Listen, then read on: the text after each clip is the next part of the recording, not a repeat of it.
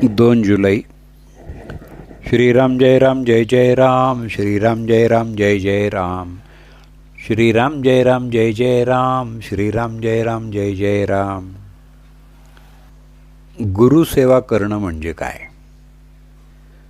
साधनाची आटाआटी कुठपर्यंत करायची? जप तप नेम याग वगैरे वगैरे आपण कशाकरता करतो? तर देवाची प्राप्ती व्हावी म्हणून. तोच देव जर आपल्या घरी आला तर साधनाची आटाआटी कशाला करायची? म्हणून साधनाची आटाआटी करण्याचं कारण नाही, नाहीतर त्याचाच अभिमान होतो आणि मिळवायचं ते बाजूलाच राहून उलट तोटा होतो. जे जे घडत असतं ते माझ्या इच्छेनं झालं असं समजत जा आणि त्यात आनंद माना. तुम्ही जी जी गोष्ट कराल त्यात मला आठवा. गुरुभक्ती करायची म्हणजे काय? त्याच्या देहाची सेवा करणं हीच गुरुची सेवा असं तुम्हाला वाटतं का? त्याच्या देहाची सेवा करणं ही गुरुची खरी सेवाच होत नसते. गुरु सांगेल तसं वागणं हीच त्याची खरी सेवा आहे. माझ्याजवळ जे येतात ते कुणी मुलगा मागतो, कुणी संपत्ती मागतो, कुणी रोग बरा करा म्हणून मागतो. तेव्हा माझी सेवा करायला तुम्ही येता का मीच तुमची सेवा करावी म्हणून येता? माझ्याजवळ येऊन मनुष्य देहाचं खरं सार्थक होईल असं करा.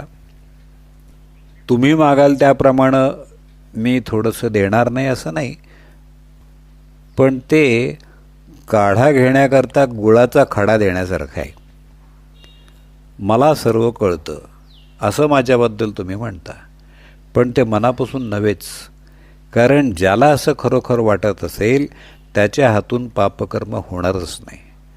ज्याची वृत्ती माझ्याशी एकरूप होईल त्यालाच कळेल की मला सगळं कळतं आहे. गुरुला अनन्य शरण जाणं म्हणजे इतकं आहे की त्याचं मन आणि आपलं मन एक झालं पाहिजे. म्हणजे दैववशात जरी आपण गुरुपासून दूर असलो तरी मनानं त्याच्याशी संलग्न असल्यावर त्याच्यापाशीच असू. आपण आपल्या आईशी जसं बोलतो तसं माझ्याशी बोलावं. आपलं सगळं दुःख मला सांगत जावं.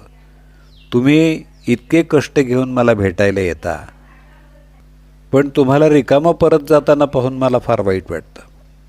माझ्याजवळ जे आहे ते व्यावहारिक जगात कुठेही तुम्हाला मिळायचं नाही. ते म्हणजे भगवंताच्या नामाचं प्रेम. सगळ्या प्रपंचात खरी विश्रांती असेल तर ती नामस्मरणातच आहे. ज्याला मी भेटावा असं वाटतं, जो माझा म्हणवतो, त्याला नामाचं प्रेम असलंच पाहिजे. नामावर प्रेम करणं म्हणजेच माझ्यावर प्रेम करणं. जानकी जीवन स्मरण जय जय राम.